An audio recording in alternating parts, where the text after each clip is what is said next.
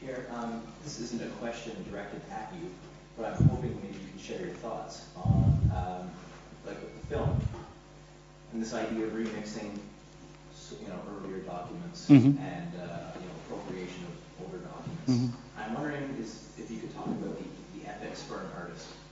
Oh, you mean whether you can steal or not, and that sort of thing? It's not even copyright. That's not what I'm concerned about. But more just in terms of taking somebody else's culture, for lack of a better term, and turning it into your own. Well, I think the simplest way to answer that is that if the transformation is large enough in a way, and it can be only a matter of context, it's that you don't have to transform the thing itself, but if the context in which you take it transforms its meaning and its nature so much, enough, what is enough, but enough to make it something else, then I don't see any ethical problems, even with ready-made kind of appropriation, which is not exactly the same. Appropriation is not ready-made, but if you take something and the simple angle on which you show it makes it completely, different in its intention and meaning, I think that's enough to justify it, I mean. I heard that you talked a lot about color in your class. Mm-hmm.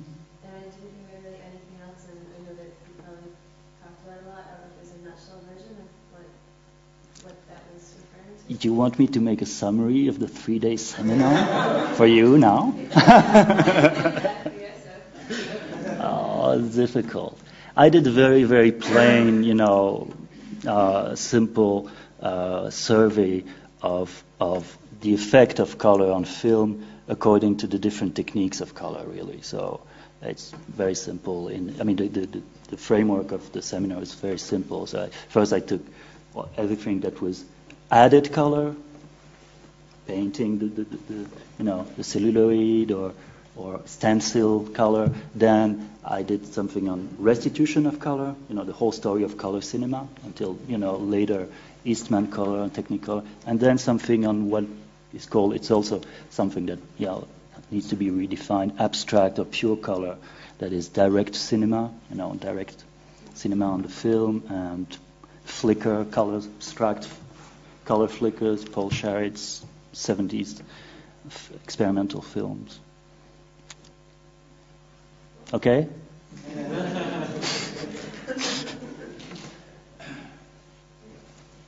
What was your relationship with this film?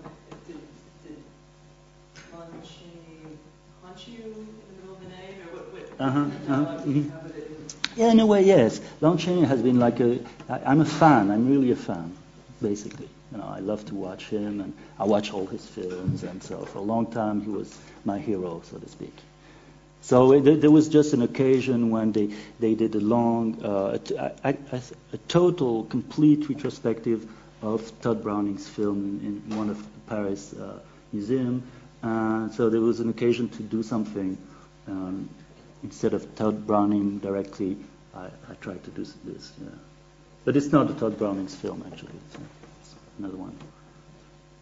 But why am I interested in him? Is that the question? Yeah, your relationship with the process of the poem. Well, also I've always been fascinated by cripples and amputations and prostheses. All these things, they come back.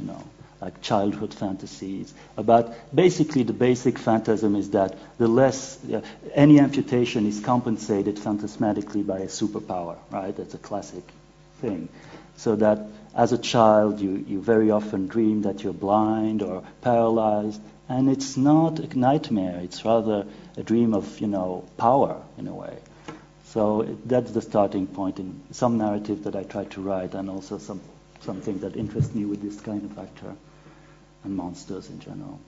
Mm-hmm. Also the fact that the monster, any monster in cinema, it's like animals or children for directors. They're nightmares because they're too good, or they're very bad or they're too good, but they can't be completely directed.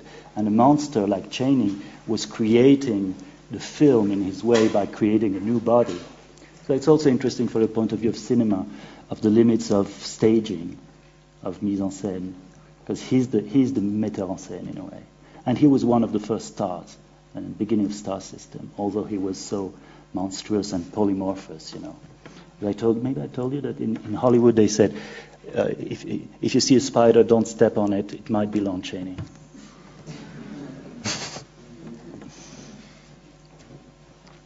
So he's kind of a god, I would say, also for me. Formless, amorphous, polymorphous, it's the same. It's kind of something that exceeds the limits of the body and that is less than a body, but also more than a body, I guess. Here in class, you talked about the issue of subtitling, and I Mm-hmm. noticed again you have chosen not to subtitle this film. That's true. Right? Could you talk about whether or not it was an aesthetic choice?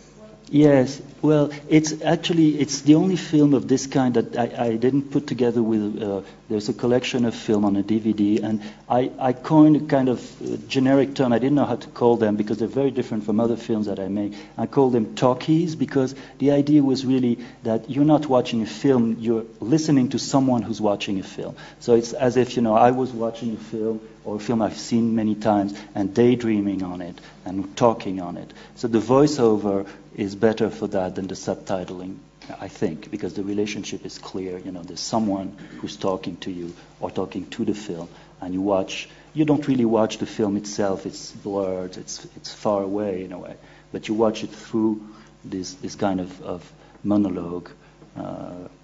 Whereas the subtitle, for me, it's really writing, so it's it's like tattoo, it's a very strong act to subtitle something. So, I wouldn't do it in that case. What?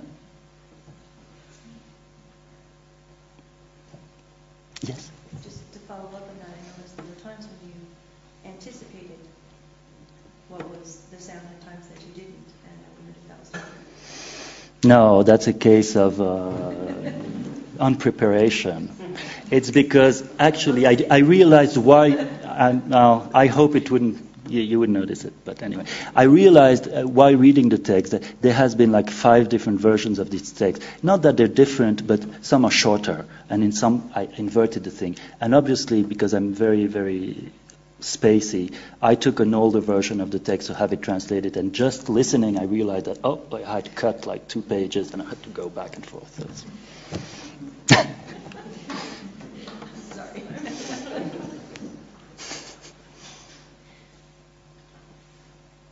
Does it make you apprehensive about translations in terms of your poetry?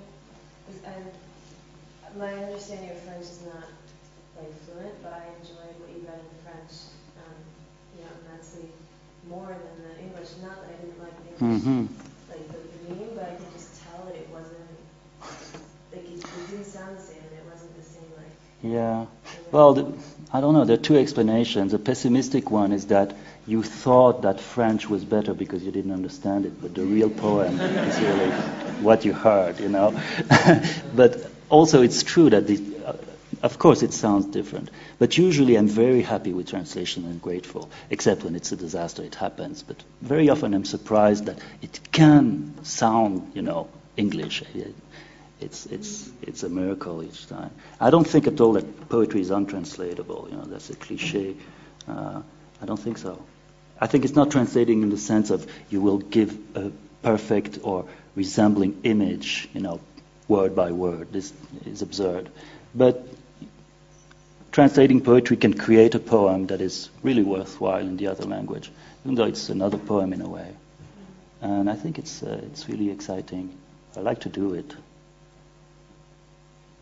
It's like you have someone who's gesturing on one side of a wall or a glass thing, but you don't really see what he does, and you have to imitate him. But it's a blindfolding thing that is, or maybe like operating through these artificial hands, And so it's very clumsy, but it's also exciting in a way.